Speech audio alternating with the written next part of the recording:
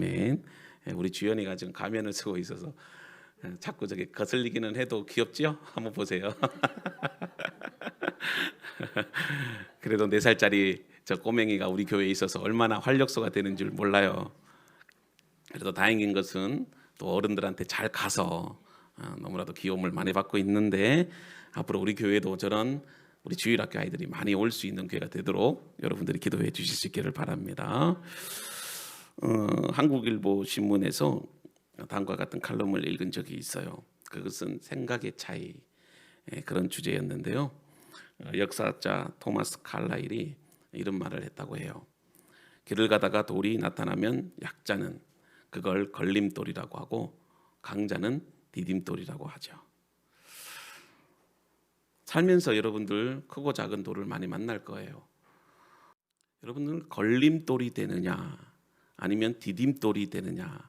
여러분들은 디딤돌이 되기를 원하시죠? 기준은 뭐예요? 간단해요. 기준은 간단해요. 여러분들이 걸림돌이 될 것인가 디딤돌이 될 것인가. 난관을 이겨내면 디딤돌이고 이겨내지 못하면 걸림돌이 되는 겁니다. 어느 정도의 돌이 걸림돌이고 어떤 돌이 디딤돌이 되는지는 객관적으로 규정할 수는 없어요. 사람마다 다 다릅니다. 그리고 돌을 대하는 생각도 다르고 자세도 달라요. 대부분의 사람들에게는 분명히 걸림돌인데 어떤 사람에게는 디딤돌이 된다는 거죠. 저는 여러분들이 디딤돌이 되기를 바라요.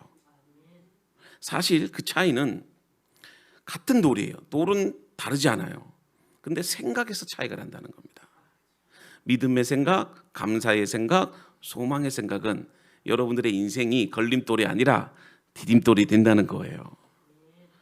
살면서 무수히 많은 난관을 이겨낸 사람들은 오히려 그 난관 때문에 단련이 되고 강해졌다라고 그렇게 말을 합니다. 여러분 쇠 아시죠? 쇠는 이 쇠붙이를 불에 달구어서 망치로 두들기는 그 단련을 통해서 단단해집니다. 처음부터 강철이 아니지요. 연철을 단련해야지만 여러분 강철이 되는 겁니다. 여러분들의 인생도 마찬가지예요. 시련도 피하려고만 생각하면 성공적인 삶을 살 수 없습니다. 같은 상황에서 사람마다 행동이 다른 것은 그 사람의 생각과 가치관의 차이 때문이에요. 컵이 있네요. 여러분들 이 빈 컵에 있어요. 지금 물이 담겨져 있는데 어떤 사람은 이렇게 마십니다. 자, 마시면은 야, 반이나 남았네? 이렇게 생각하는 사람이 있고, 어떤 사람은 반밖에 안 남았네? 어떡하냐? 이제 한 모금만 마시면 없어질 텐데. 그러면서 좌절하는 사람이 있어요. 매일 똑같이 주어지는 하루예요.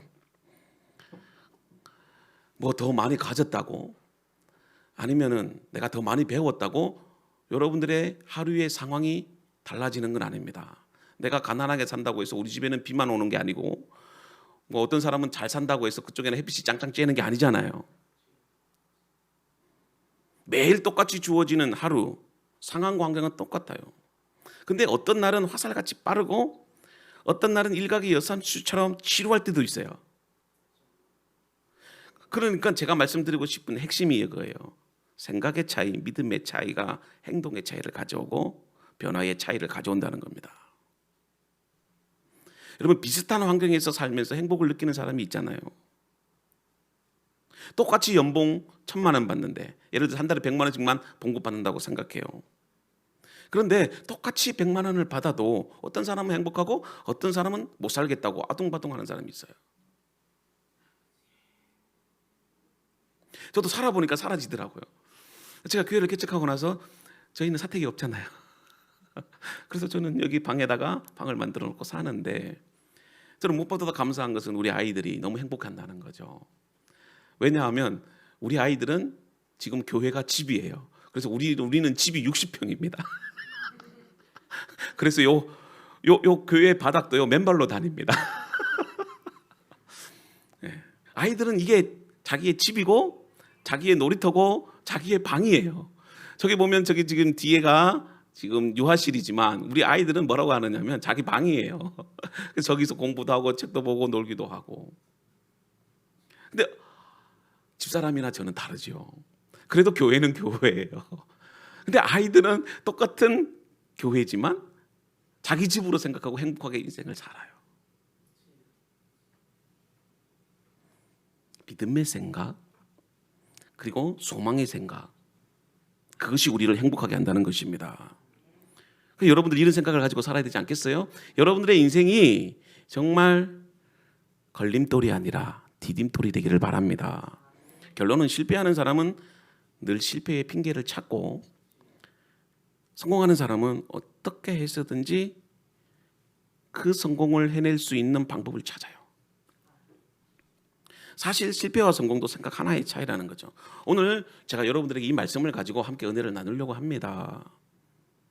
저는 이 야곱의 인생을 통해서 정말 여러분들이, 야곱의 인생이 어떻게 보면 참 이 걸림돌이었잖아요.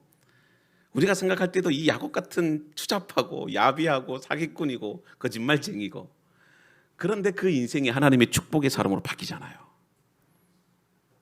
어쩌면 야곱의 인생이라는 것은 우리의 인생과 똑같아요. 그래서 저는 여러분들 모두가 야곱과 같은 그런 축복의 사람들이 되기를 주님의 이름으로 축복합니다. 요즘 코로나 시대를 살아가잖아요.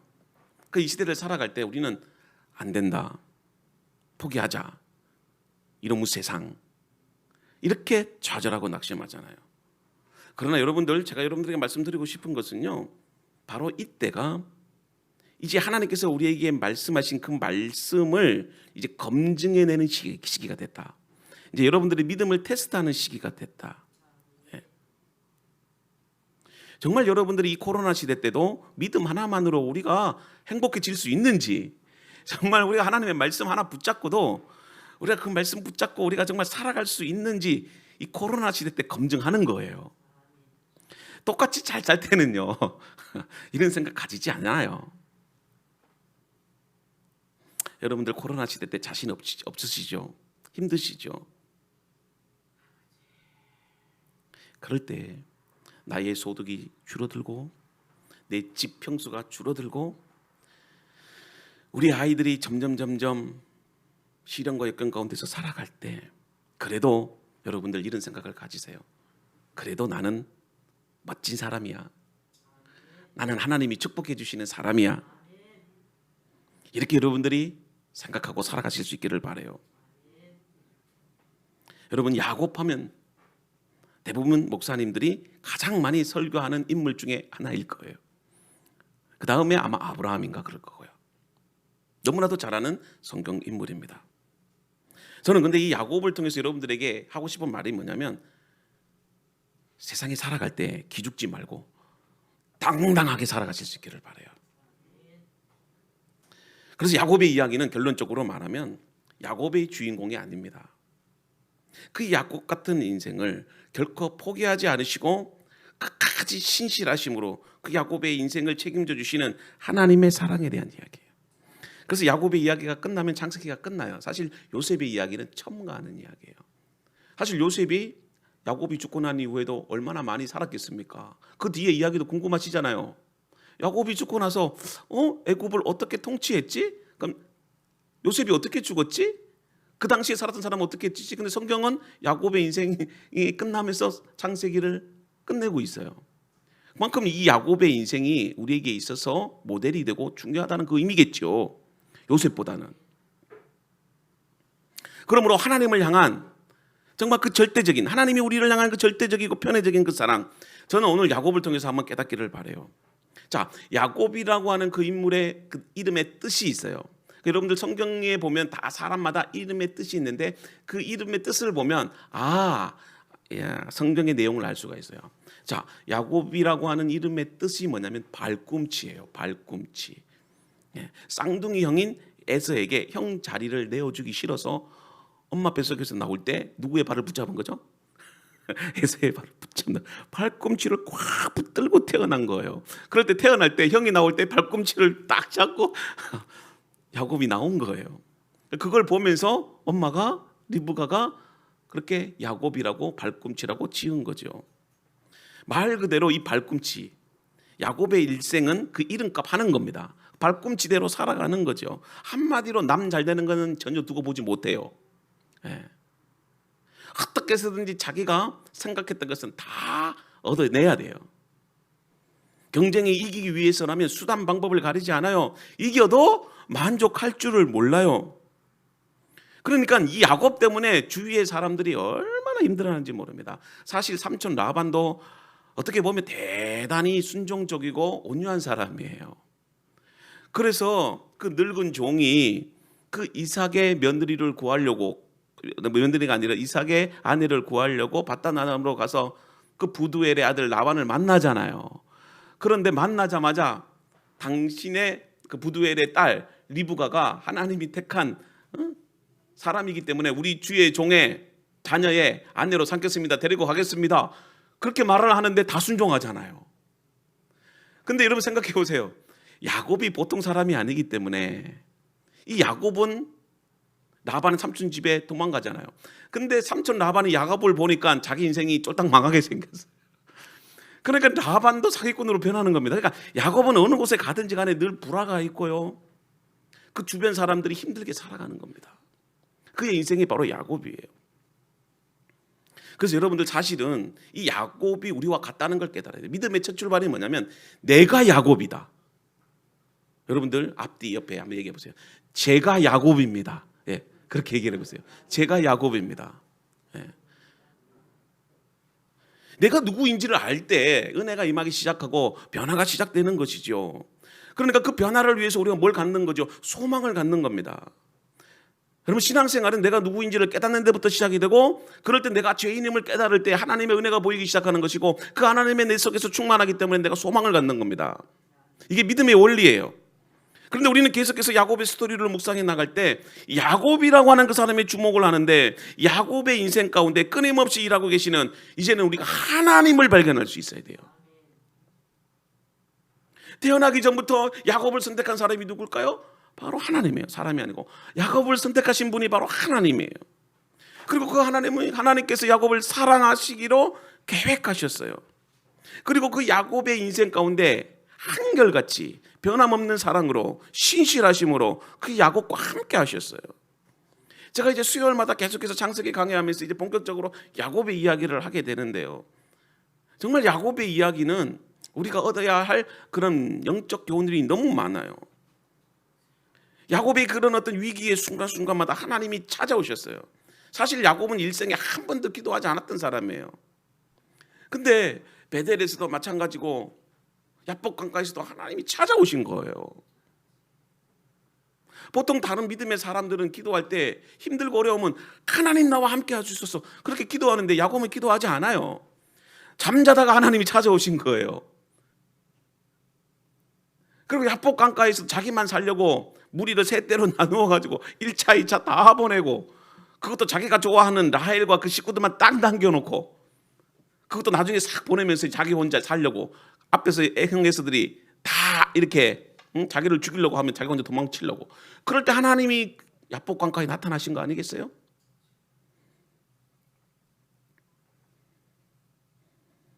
비난의 인생을 살았던, 그 비애라는 인생을 살았던 그 마지막 순간까지도 누가 지켜주셨다? 하나님이 지켜주셨다는 거죠. 하나님이 여러분들의 인생을 포기하지 않았는데 왜 여러분들의 인생을 자꾸 포기하십니까? 왜 여러분들이 좌절하십니까? 하나님은 여러분들을 좌절하지 않으신다는 거예요. 여러분들을 끝까지 사랑하시는 거죠. 오늘 이 본문 말씀에도 보면 이제 요셉 때문에 야곱의 가정이 이주하게 됩니다. 그리고 그 야곱이 바로 왕을 만나게 됩니다. 그러니까 바로 왕이라는 표현이 사실 이게 바람직하지 않아요. 왜냐하면 바로라는 뜻이 왕이라는 뜻이 있기 때문에 바로 왕은 바로 왕이라는 뜻이에요. 어쨌든 바로 앞에 나아가서 자기의 삶을 고백하지 않습니까? 어떤 삶을 고백합니까? 험악한 세월을 살았다고. 그러니까 바로가 볼 때 야곱이 참 이렇게 늙어 보이거든요. 여러분 험악한 인생을 사는 사람들을 보면 어때요? 되게 늙어 보이시잖아요. 사람들이 저를 바라보면 저는 동안이라고 해요. 그렇게 늙었다고 말을 안 하는데 똑같은 저와 같은 나이인데도 나이 들어 보이는 사람이 있어요. 근데 바로가 야곱을 보니까 완전히 한 200살 먹은 할아버지 같아. 그래서 나이를 물어보니까 야곱이 그렇게 표현하잖아요. 험악한 세월을 살았다고. 130년을 살았다고. 사실 야곱의 시대에 134는 젊은 거예요. 왜냐하면 아브라함이 100세 때 자식을 낳았으니까. 지금으로 생각하면 안 되는 겁니다. 그 130년이라는 시간 동안 생각해 보십시오. 야곱의 인생이 발꿈치에서. 근데 하나님께서 야복 강가에서 어떻게 하십니까? 이스라엘이라는 이름, 이스라엘 이름이 뭐예요? 하나님과 겨루어 이겼다는 거예요. 너는 축복의 표상이라는 겁니다. 하나님을 겨루어 이겼다는 말이 하나님이 정말 약해서 하나님이 야곱에게 져준 걸까요? 아니잖아요. 하나님께서 야곱을 축복의 인생으로 바꾸시기 위해서 정말 발꿈치의 인생이 그 야복 강가에서 하나님을 만남으로 인해서 그의 인생이 하나님과 겨루어 이긴 자라는 이스라엘이라고 하는 하나님의 축복이 임했다는 거 아니겠어요? 그러니까 하나님께서 여러분들을 향해서 절대적인 그 사랑을 포기하지 않았다는 겁니다. 그 사랑이 오늘 여러분들을 새로운 하나님의 믿음의 사람으로 변화시켰다는 거죠. 저는 이제 12월 달 되면 목사님들이 걱정하는 게 많이 있어요. 목회자님들이. 그러면 내년도에 어떤 사람을 일꾼으로 세울 건가? 성도들의 입장에서는 목사님 내가 왜? 목사님 내가 무엇 때문에? 목사님 왜 하필 나예요? 이런 생각 하잖아요. 근데 이런 질문을 하는 사람이나 이런 질문에 대답을 하는 사람이나 우리가 생각해 볼 것이 있다는 거죠. 근데 우리가 자꾸 신앙을 나를 생각하는데 신앙은요 하나님 생각하는 거예요. 하나님 생각. 하나님 관점에서 해석하고 하나님 관점에서 여러분들 행동해야 되는 거죠. 오늘 이 자리에 여러분들 예배하러 나온 것도 내가 결정해서 내가 판단해서 나왔다. 전혀 그렇지 않다는 겁니다. 하나님의 은혜로 오늘 이 자리에 여러분들이 나왔던 거죠. 하나님 여러분들을 사랑하시기 때문에 여러분들을 골프장으로 안 보내고 여러분들을 어디 놀이터로 안 보내고 여러분들을 어디 유원지로 안 보내고 하나님의 성전으로 불러주셨다는 거예요. 이게 얼마나 큰 은혜인지 몰라요. 지금 얼마나 많은 사람들이 지금 마트로 가고 있고 아니면 공원으로 가고 있고 아니면 지금 TV 앞에서 있거나 아니면 잠을 잘 거예요. 그런데 오늘 이 자리에 불렀다는 것은 하나님께서 여러분들을 특별히 사랑하시고 정말 여러분들을 축복해 주시기를 원하신다는 거죠. 그걸 깨닫는 사람이 복 있는 사람이에요. 그래서 하나님의 축복은 생각의 차이에서 나오고 믿음의 차이에서 나오고 가치관의 차이에서 나오는 겁니다. 내가 돈을 많이 가졌다고 행복하는 것이 아니에요. 돈이 많이 가져도 하나님께서 건강 주시지 않으면 그 돈이 무슨 소용이 있겠어요. 돈이 없어도 행복하게 오래 사는 거, 가난해도 서로 형제 간에 우애가 있고 하나님을 찬양하는 가정이 얼마나 행복한 가정입니까? 하나님 관점에서 해석하고 행동하는 것, 그것이 진정한 축복이에요. 그래서 여러분들 하나님께서 말씀하실 때 정말 하나님, 그러면 하나님께서 나를 향한 목적이 무엇일까요? 그럼 목사님께서 여러분들에게 무슨 직분을 맡기거나 뭔가를 이렇게 여러분들에게 사명을 주실 때 왜 하나님께서 나에게 이런 직분과 이런 사명을 주시는 것이지? 나에게 광야와 같은 그 인생 정말 하루하루 살아가는 것이 너무나도 힘든데 하나님께서 나를 통해서 무엇을 원하실까? 이렇게 생각하면 여러분들 결과는 달라지는 거예요. 어떤 사람은 왜 하필 나예요? 힘들어 죽겠는데 그런 사람은요 복 못 받아요. 그러나 하나님께서 왜 나에게 이런 사명을 주시지? 나를 통해서 하나님이 무엇을 원하시지? 이렇게 생각하면 그것이 곧 여러분들에게 있어서 축복이 된다는 겁니다. 할렐루야. 내가 야곱이라는 사람과 여러분들이 자신을 동일시시킬 때 보이는 것이 뭔 줄 아세요? 하나님이 보이기 시작하는 거예요. 여러분 지금 모습은 중요치 않아요. 여러분들을 택하시고 신실하신 하나님이 약속하신 대로 여러분들을 찾아와서 위로해 주시고 사랑으로 함께 하시는 그 하나님이 정말 나를 어떻게 변화시키실까? 그런 마음을 가지고 기대하고 하나님을 만나야 된다는 것이에요. 저는 오늘 이 자리에 함께한 대전 로덴교회 성도들에게 가장 중요한 신앙의 자세라고 믿습니다. 두려워하고 절망하기보다는 야곱과 함께 하셨던 그 신실하신 하나님, 지금도 변함없이 나를 지키시고 보호하시고 인도하시고 지키신다는 그 믿음으로 살아가실 수 있기를 바랍니다. 정말 야곱처럼 그런 회복된 인생이 되기를 원하십니까? 근데 회복은 반드시 고통이라는 광야를 거칠 때 주어지는 거예요. 그래서 여러분들이 비록 고통의 절망 속에 있다는 그 사실을 깨닫기 시작할 때 여러분들은 바로 회복의 첫 출발선에 있다는 사실을 깨달아야 돼요. 그래서 여러분들 고통을 바라보는 것이 아니라 그 고통 뒤에서 우리를 치유하시고 회복하시는 그 하나님을 바라봐야 돼요. 그게 바로 믿음이에요.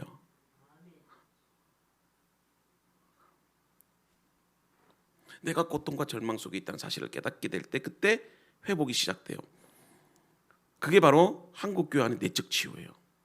내적 치유의 첫 출발이 뭔 줄 아십니까? 그만큼 사람들마다 마음의 상처와 치료를 원합니다. 그래서 내적 치유 세미나가 한동안 선풍적인 인기를 끌었어요. 근데 여러분, 저는 이 말씀을 드리고 싶어요. 내적 치유는 목적이 아닙니다. 내적 치유는 목적을 이루는 과정이에요. 여러분들이 병을 고치는 것도 마찬가지예요. 병을 고치는데 목적이 있는 게 아닙니다, 여러분들. 그리고 여러분들 정말 경제적으로 뭔가 이렇게 얻기를 원하시죠? 그러니까 하나님께 여러분들 기도도 하잖아요.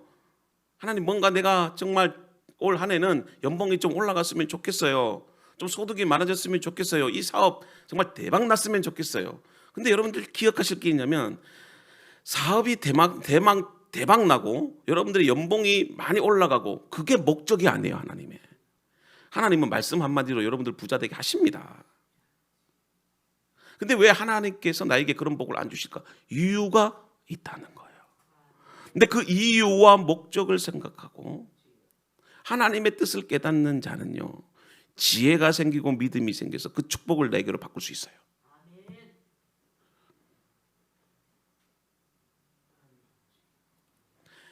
예수님도 병자들을 치유하잖아요. 근데 병을 고치는 게 목적이 아니었습니다. 병을 고침으로 인해서 여러분 그 영혼을 구원시키고 그에게 진정한 하나님의 나라를 보여주기 위한 거예요. 마찬가지입니다. 마음의 치유, 질병의 치유 그 자체가 내적 치유의 목적은 아니에요.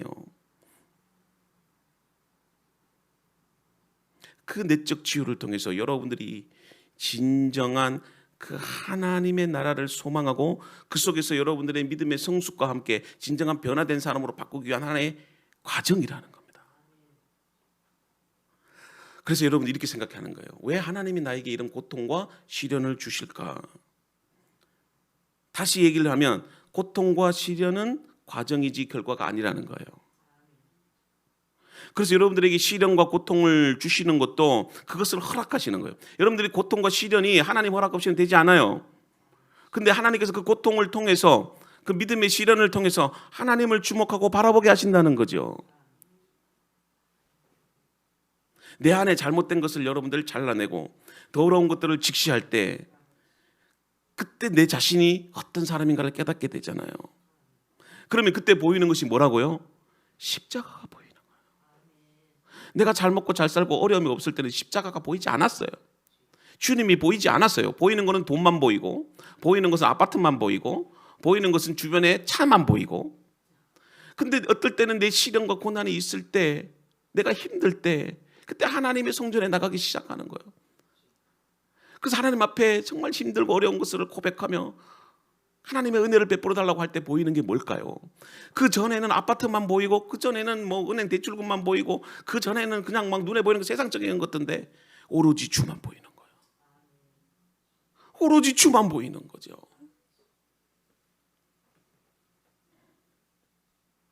그래서 고통과 시련은 우리로 하여금 여러분 기도의 사람으로 만드는 거예요. 기도의 사람으로 바꾸게 합니다. 그래서 여러분 고통의 문제 속에서 내가 하나님의 뜻을 깨닫게 되면 그 사람은 어디로 나가는 줄 아세요?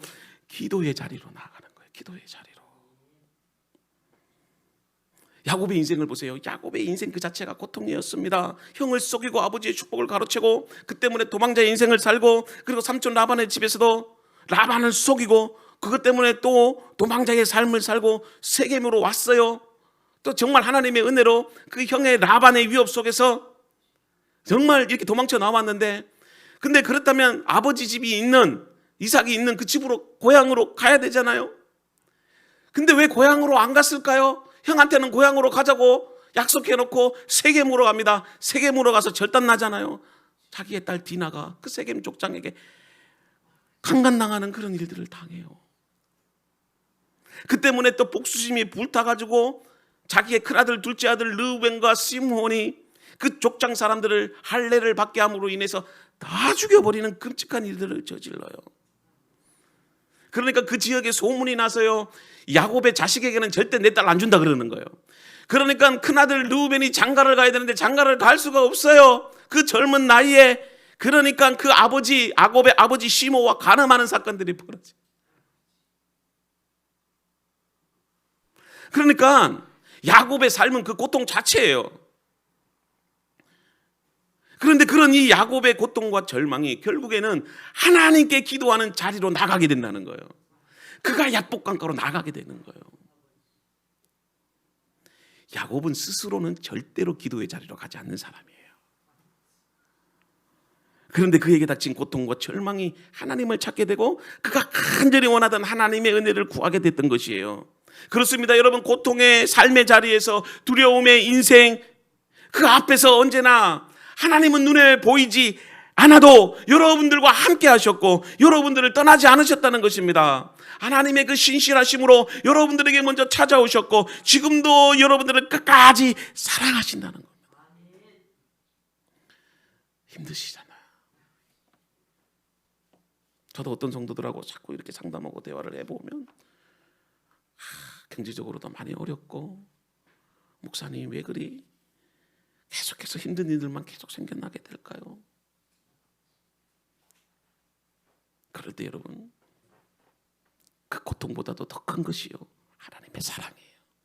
하나님은 절대로 여러분들을 그냥 그대로 살도록 내버려 두지 않아요. 반드시 여러분들의 인생을 축복의 삶으로 바꾸십니다. 하나님은 그 고통의 자리에서 여러분들을 지켜보고 계신다. 지난주에도 보십시오. 이 베드로에게 예수님이 바로 찾아오지 않고 지켜보고 계시죠. 베드로도 밤새도록 그물질을 했지만 얻은 것이 하나도 없었어요. 그 자체가 고통이 아니겠습니까? 아이들 학자금도 내야 되고 주택 대출금도 갚아야 되고 또 생활비도 마련을 해야 되는데 아무것도 없어요. 근데 주님은요, 지켜보고 계셨다는 거예요. 그래서 하나님께서 베델에서 야곱에게 찾아오셨어요. 야복강가에서 하나님이 찾아오셨어요. 그래서 하나님이 야곱과 씨름하시잖아요. 하나님이 이기지요. 사람이 어떻게 하나님 이기겠습니까? 하나님이 져주신 거지. 안 그렇겠어요? 제가 주은이하고 주연이하고 씨름하면 누가 이기겠어요? 근데 아버지가 이겨버리면 그 나쁜 아버지예요. 넘어져 주는 거지요. 그럼 아이들이 신나가 하잖아요. 자기가 힘이 있어서 아빠를 이겼대요. 그래서 엄마한테 찾아가서 아빠 이겼다고 그래요. 이게 사랑입니다, 여러분. 하나님, 여러분들 힘들 때마다 하나님 앞에 떼쓰고 기도하더라도 하나님 들어줄 때가 있어. 다 사랑하니까. 네.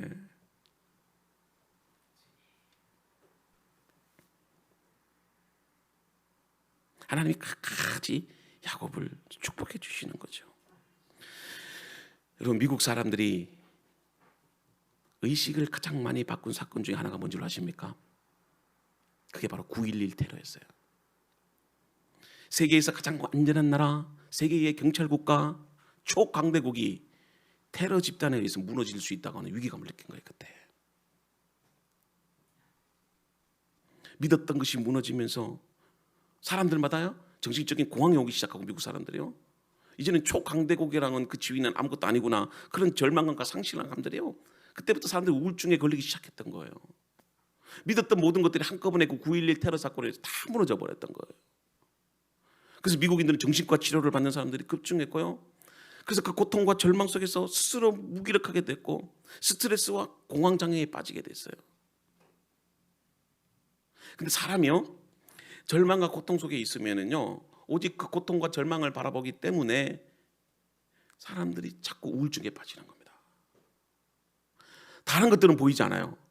힘들 때는 그 힘든 것만 생각하죠. 다른 것들이 보이지 않으니까 사람이 좌절하고 절망하고 낙심하는 거예요. 사랑의 상처를 받으면 죽고 싶다고 그렇게 말을 하잖아요. 이유가 뭘까요? 오직 그 사람만 보이니까. 사실 그 사람보다 더 좋은 사람 워낙 많이 있는데도 그 사람만 보니까 죽고 싶은 거예요. 그 사람만 보니까 미워지는 거고. 사실 더 좋은 사람이 많은데. 사랑하는 대전 롤텐교회 성도 여러분, 보이는 것이 전부가 아님을 깨닫기를 바랍니다. 현실을 바라보면 절망입니다. 그러나 믿음의 눈을 열어 보이지 않지만 우리와 함께 하시는 하나님을 바라보면 그것이 여러분들에게 있어서 축복입니다. 그래서 여러분 실패해도 다시 시작하면 됩니다. 왜냐? 하나님이 여러분들을 포기하지 않았기 때문에 그래요. 중요한 것은요, 내가 포기하면 다 지는 겁니다. 내가 포기하면 다 지는 거예요. 근데 다시 시작하면 하나님이 힘주시고 하나님의 때에 반드시 회복시키십니다. 그래서 우리에게 필요한 것이 뭘까요? 믿음의 눈입니다. 믿음의 눈. 우리의 고통을 넘어서 우리를 바라보시는 주님을 바라볼 수 있다면 깊은 터널과 같은 고통도 절망 가운데서도 이겨나갈 수 있다는 것입니다. 그래서 기도가 필요한 거죠. 기도할 때 이 문제를 해결하라고 하나님 앞에 엎드릴 때, 기도를 할 때 그 고통 넘어 계시는 하나님을 우리가 본다는 거예요. 그래서 기도하는 사람하고 기도하지 않는 사람은 차이가 납니다. 믿음의 차이가 나고요, 영적인 차이도 나고요, 생각의 차이도 나고요. 기도하지 않는 사람은 첫째가 불평이고 원망이고 짜증이에요. 근데 기도하는 사람은 감사요, 소망이요, 은혜예요. 왜요? 나와 함께 하시는 하나님을 기도를 통해서 확신하고 보기 때문에 그렇습니다. 하나님께서 지금 야곱에게 요구하시는 것이 뭘까요? 그것은요, 야곱은요 절대로 남 의지하지 않거든요. 자기 힘만 의지하잖아요. 근데 하나님께서 고난과 고통을 통해서 자기 자신을 내려놓도록, 그리고 하나님을 의지할 수 있도록 그렇게 하나님이 훈련시켰던 거예요. 무려 언제 동안? 130년 동안. 그래서 야곱에게는 기도의 자리로 나아갈 수 있는 영적인 시련과 고통이 필요했던 거예요. 130년 동안 그의 일생에서 기도한 적이 몇 번 있었을까요? 한 번도 없었습니다. 사실은. 우리는 야복강강에서 하나님께 기도했다고 하지만 기도한 게 아니고 기도하는 척 하다가 하나님 오셨는데, 그렇게 해서 얼떨결에 축복을 받은 거예요. 사실은 우리가 기억하는 거는요, 야복강가에서 야곱이 축복받은 게 아니고 어디서 축복받았냐면 베델에서 이미 받았어요. 베델에서 이미 받았어요. 근데 거기서도 뭐 축복해달라고, 우리는 야곱강가에서 기도해서 축복받은 게 아닙니다. 이미 하나님이 자격 없지만 내 너 축복해 줄게, 걱정하지 마. 베델에서 하나님께서 꿈속에서 나타나셔서 그렇게 약속하신 거예요. 그러니까 라반의 집에서 잘 있다가 다시 내가 돌아오게 할 테니까 걱정 말고 두려움 없이 갔다 와, 그 얘기를 한 거예요. 그런데 뭐 쓸데없이 소원하잖아요. 수요일 그때 설교 들으셨죠? 괜히 뭐 11조 한다고 그래요. 11조 한 적도 한 번도 없어요, 사실은. 야곱이 무슨 11조 했다고 성경에 기록되어 있는 건데 한 번도 못 본 것 같아요.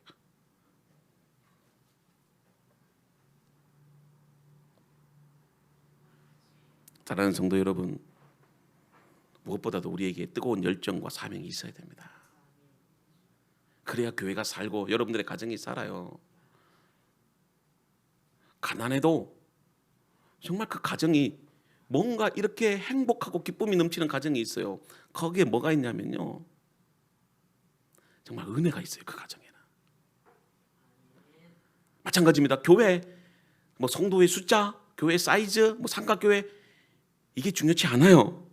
정말 여러분들 한 사람 한 사람이 정말 뜨거운 열정과 사명에 불타 있고 성령 충만하고 정말 기도가 살아 있고 정말 생명력이 있는 교회가 정말 하나님의 교회예요. 그런 열정을 가질 수 있기를 바랍니다. 어쩌면 우리 모두가 회복이 필요한 시대예요. 코로나로 인해서 다 지쳐 있고 절망하고 낙심합니다. 이제 여러분들 코로나 이전과 이후로 완전히 달라질 겁니다. 그래서 교회도 회복이 필요해요. 여러분 모두도 회복이 필요해요.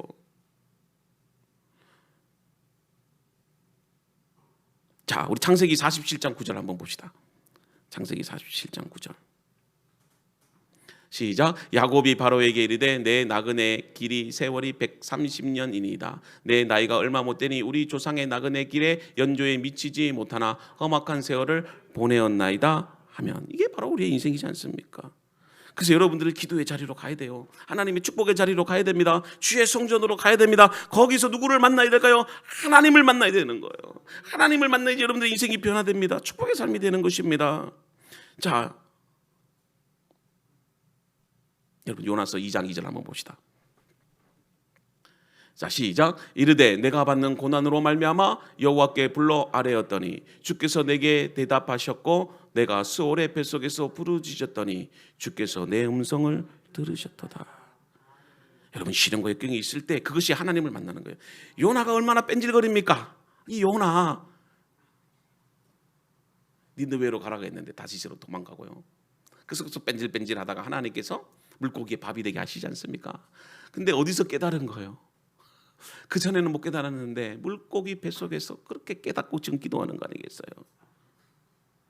그 스올의 뱃속은 여기 지금 고기의 뱃속이에요. 부르짖었는데 그 속에서 정말 하나님께서 내 음성을 들으셨다는 거예요. 그때 요나가 깨어지기 시작한 거예요. 여러분 고난과 시련이 곧 하나님을 만나는 과정일 줄로 믿습니다.